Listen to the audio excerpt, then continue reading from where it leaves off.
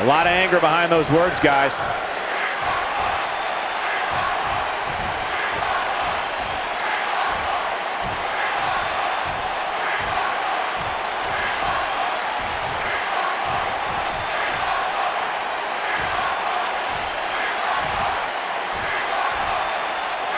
Not feeling the love for that superstar.